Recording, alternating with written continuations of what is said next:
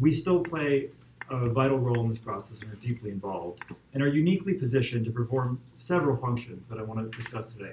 First, as plaintiffs in this matter, we have a responsibility to ensure that when a full and effective compliance determination is made, that lines up with the facts as we see them. Second, it's our responsibility to communicate to the public about what that actually means compared to the findings of our investigation. We were the ones who opened the investigation. We're in the best position to put these reforms into context from where we have been. So I'll start with the first task of making sure that the actual full and effective compliance ratings are consistent with the facts. I want to just briefly describe the process that we undergo at the Department of Justice to make sure that is in fact the case. We all want to see NOPD succeed, the United States included. But we also all recognize that real success can only come through a process with the utmost integrity that includes rigorous audits with careful attention to detail. We've tried to do our part as best we can and as timely as we can by going through each paragraph of every section of the decree that's being moved into full and effective compliance, going back through the monitoring team's own audits to make sure that those audits document areas of full and effective compliance, and making sure that their conclusions line up with our own. In addition, as Chief Murphy talked about, the NOPD has really taken ownership of collecting its own data. And so we've been able to use NOPD's own data, of course validating it ourselves, but that's provided a significant savings of resources, both for us and for the monitoring team, which in turn saves the city. As an aside, I really urge members of the public to go and check out all the data that NOPD is collecting. Obviously, there is going to come a point where this process ends, and there is not going to be a monitoring team, there's not going to be a court, but the community will play a vital role at that point. And the increased transparency that we've achieved through the consent decree is going to really assist that process. We go through each paragraph looking at the monitor's audits, NOPD's audits, and conducting our own analysis to make sure that everything lines up. As an example, I want to talk a little bit about our own analysis of the use of force section of the agreement.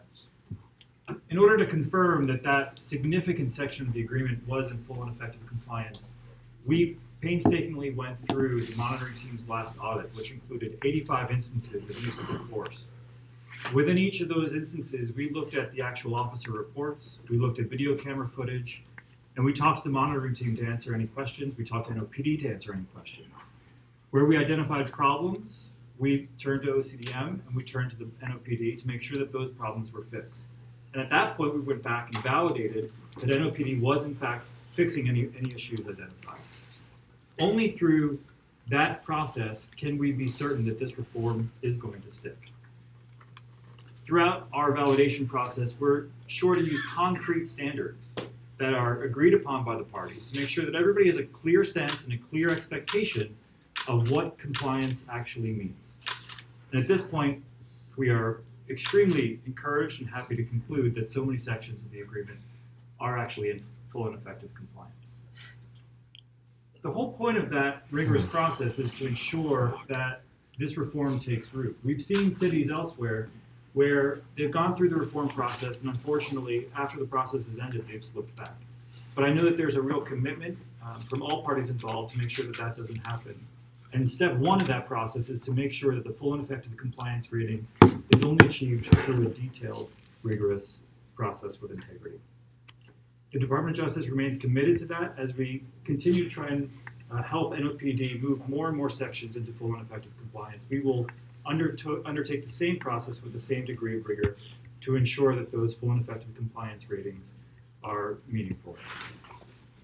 Second, we're uniquely positioned to take stock of just how far NOPD has come. And I just want to take a few minutes to go through the sections that have moved into full and effective compliance to give you some context about just how significant that is.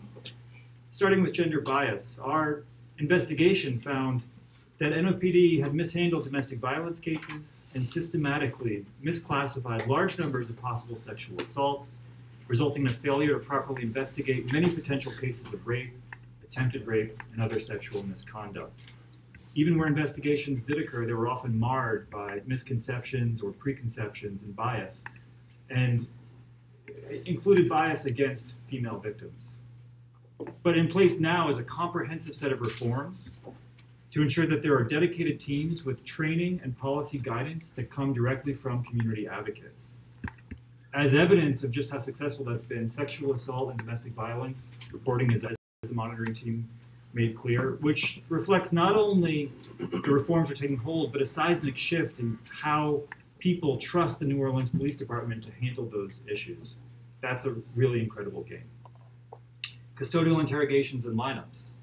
We found that policies didn't match up with constitutional standards, and there was poor documentation across the board, which facilitated constitutional violations. The decree required real documentation and real reforms to make sure that the New Orleans Police Department practices lined up with standards in law enforcement. And as the most recent audits make clear, those reforms have taken hold. Secondary employment. That was a system that we identified as being one of the root causes of unconstitutional conduct that undermined effective policing because some officers were more loyal to their secondary employment details than to their actual policing work, sometimes ghosting shifts in order to go work a detail. It also undermined the chain of command, facilitated corruption, and contributed to dangerous officer fatigue, all of which came at great cost to the city. But now there's a new system in place, overseen by the Office of Police Secondary Employment, that ensures accountability and transparency to the process. That secondary employment should not undermine effective primary employment by NOPD officers. Officer assistance and support. During our investigation, we found repeated instances where officers sought out support mechanisms, including counseling, but were unable to actually obtain any. Not only that, but where there was counseling provided, those counselors were also often the same exact folks who were responsible for evaluating fitness for duty, which chilled officers from actually utilizing those resources. The consent decree contains specific requirements to address those problems. And now there's a robust system in place, as evidenced by officer surveys and also just the raw numbers of officers using those resources available to them. Finally, one of the most significant sections of the decree that's moving into full and effective compliance is the use of force. I'm going to spend a little bit more time talking about it just because it's such a wide-ranging category. During our investigation, we found a pattern or practice of unreasonable force across every dimension, including uses of lethal force, less lethal force, officer-involved shootings, force against canine bites of NOPD officers. And during a single visit to the canine unit, our own investigators identified one dog that tried to attack its handler twice just while they were there. That translated into how canines actually interacted with members of the public on the street. In cases where a canine was used to apprehend a suspect, canines were biting those suspects more than 60% of the time, which is far higher than accepted law enforcement standards. As you'll remember from the monitoring team's presentation, that's a totally different situation now. In the last 2 years, there have been 0 canine bites. Notably, though, I want to point out that there have still been 116 deployments during that time, which shows that law enforcement tools are still being used. They're just being used properly in a way that protects both officers and members of the public and is consistent with constitutional standards. The use of force data really is important and astonishing, but we found that the reforms in this area really transcend that and are deeper than those data points alone. They really speak to the culture of the New Orleans Police Department. During our investigation, we found one incident as an example where an officer pulled somebody over for a DWI and that individual spat in his face. The officer reacted calmly, actually, but then was later chastised by his fellow officer for not at least punching the person who was being arrested. Compare that to what's happening at NOPD now, including the EPIC program, where you have the New Orleans Police Department serving as a national leader of peer intervention to make sure that officers help other officers comply with constitutional standards, which in turn saves their own professional lives. One of the things that the Department of Justice is most proud about is that the New Orleans Police Department has made these changes, all while continuing to reduce crime, particularly serious crime. There are the lowest numbers of murders since 1971 in New Orleans. It's the second consecutive year of decreases in homicides and shootings. And it's the third consecutive year of double-digit increases in armed robberies.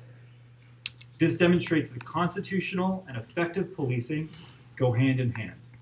The more NOPD earns the trust of its community, the more the community participates as a partner with NOPD, which strengthens NOPD's ability to fight crime.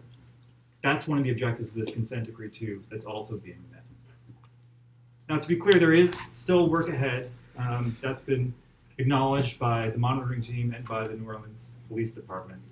There are items in the blue box, items in the light green box. There are different stages, to be clear. As Mr. Aroney pointed out, for instance, the misconduct investigations is in the light green box, but it really is quite far along. And just as a product of the fact that there hasn't been a comprehensive audit, that we haven't gone through that process I described to you earlier, that's why that's not in that dark green box. We anticipate, but don't know, what's going to happen once we complete that audit. We anticipate it's going to be successful, though.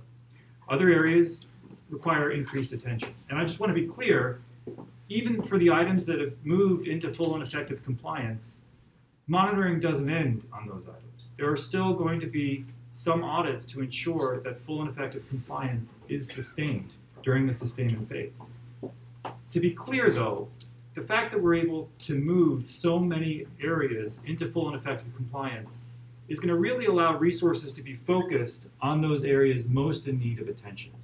It's going to lead to reduced numbers of audits, but there will still be some audits.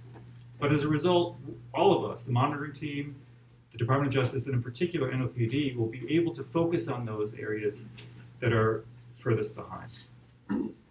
We're committed to assisting the department in any way that we can. We genuinely appreciate our partnership with NOPD, and we look forward to continuing that partnership under the leadership of Chief Ferguson. We are really encouraged by what's happened here. The reforms that we've seen have not just been successful implementation of the decree in these areas, but also real transformational change that we do believe is meaningful and will be sustained. So as we continue this process, we look forward to working on that partnership, and we are certainly committed to this process and to making sure that it has the integrity it requires to be enduring, and so that the public can have confidence in the reforms taking hold in NOPD. Thank you.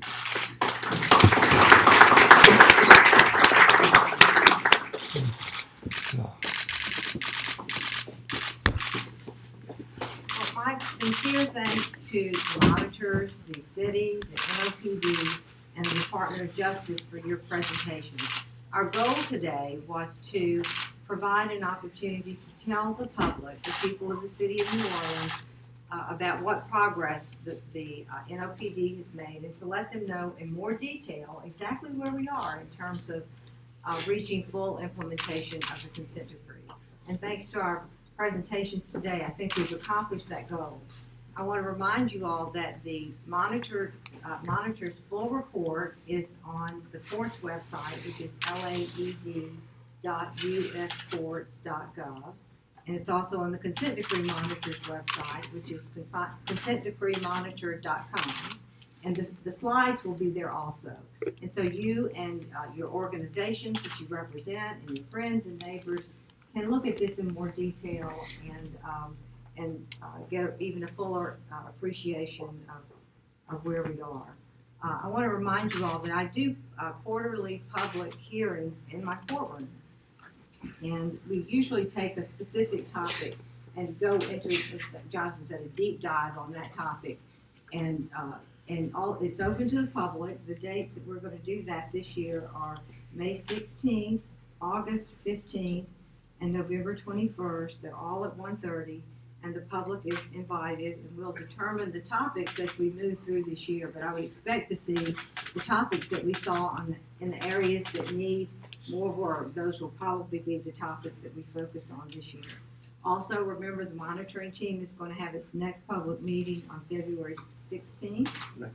19th. I'm glad. February 19th at 6:30 at the Ashe Cultural Arts Center, and the public and the media are invited to attend, and there'll be an opportunity at that time for comments and questions. thank you, all of you, for all the support you've given to the NOPD over the years, and for being here today. And with that, our presentation is concluded.